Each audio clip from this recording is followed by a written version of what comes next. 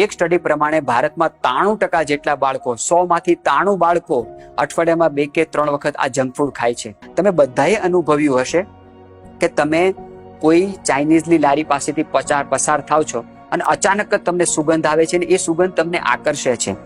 પેલા સમોસા જ્યારે તળાય છે તેની આહલાદક સુગંધ આવે છે, અને તે સુગંધ તમને એટલી બધી આકર્ષે છે કે ખાવાની ઈચ્છા થઈ જાય છે. એ સુગંધ શેની છે? MSG ની છે. જ્યારે આપણું પેટ ભરાઈ જાય છે ત્યારે ડોપામાઇન નામનું એક હોર્મોન મેસેજ એ દિમાગને મોકલે છે કે હવે પેટ ભરાઈ ગયું છે, હવે કશું ખાવાની જરૂર નથી. પરંતુ વર્તમાન સમયમાં બજારના જે કંઈ જંક ફૂડ આપણે બાળકોને ખવડાવીએ છીએ તેની અંદર MSG મોનોસોડિયમ ગ્લુટામેટ નામનું જે કેમિકલ હોય છે, આ ડોપામાઇન્સના હોર્મોન્સના સિક્રેશનને રોકે છે. એના કારણે બાળકોની અંદર માનસિક વિકૃતિઓ, માનસિક પાગલપન, માનસિક ડિપ્રેશન, માનસિક હાઇપર ટેન્શન, ઓવર થિંકિંગ અને હાઇપર એક્ટિવિટી ખૂબ વધી છે.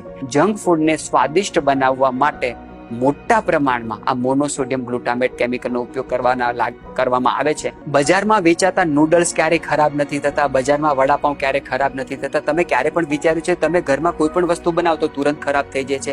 પરંતુ બજારમાં વેચાતા આ બધા જંક ફૂડની અંદર એલોક્ઝન નામનું એક કેમિકલ નાખવામાં આવે છે, અને આ એટલું ઘાતક કેમિકલ છે, જો બાળકને આની લત લાગે તો ધીરે ધીરે બાળકનું સ્વાદુપિંડ બિલકુલ કોલેપ્સ થઈ જાય, ઇન્સ્યુલિન બનાવવાનું કામ બિલકુલ બંધ કરી દે, અને બાળકને જે ડાયાબિટીસ થશે એ ગોળીવાળી નહીં થાય, એ ઇન્સ્યુલિન ડિપેન્ડન્ટ ડાયાબિટીસ હશે. અને તમારે નિયમિત રૂપે બાળક જીવે ત્યાં સુધી એને ઇન્સ્યુલિનના ઇન્જેક્શન આપવા પડશે, કારણ કે મોટા પ્રમાણમાં જંક ફૂડની અંદર આ એલોક્ઝનનો ઉપયોગ કરવામાં આવે છે.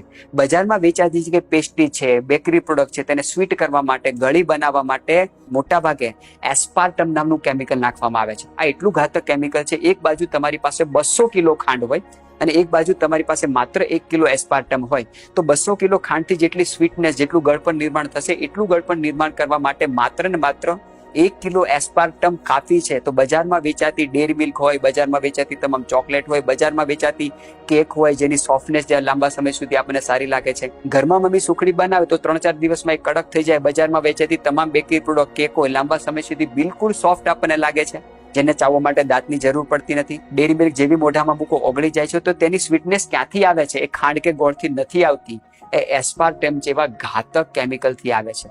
બજારમાં વેચાતા તમામ ઠંડા પીણા, કોલ્ડ ડ્રિંકની અંદર ખાંડ કે ગોળ નથી વપરાતા. તમામ ઠંડા પીણાને સ્વીટ બનાવવા માટે, ગળ્યા બનાવવા માટે મોટા પ્રમાણમાં એસ્પાર્ટમ જેવું કેમિકલ વપરાય છે. શા માટે નાની નાની ઉંમરના બાળકોના હાડકાં બિલકુલ સ્ટીફ થઈ ગયા? શા માટે નાની નાની ઉંમરના બાળકોના શરીરની જે ફ્લેક્સિબિલિટી હતી, કૂણાપણ હતું, સોફ્ટનેસ હતી, એ બિલકુલ ગુમ થઈ ગઈ?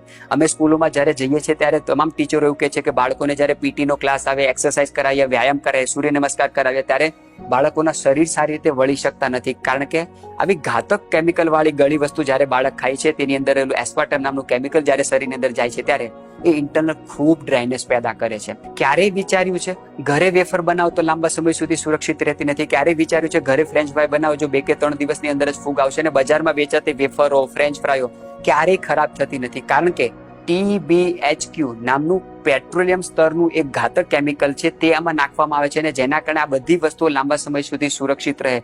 શા માટે તમારા બાળકોને કેન્સર ના થાય?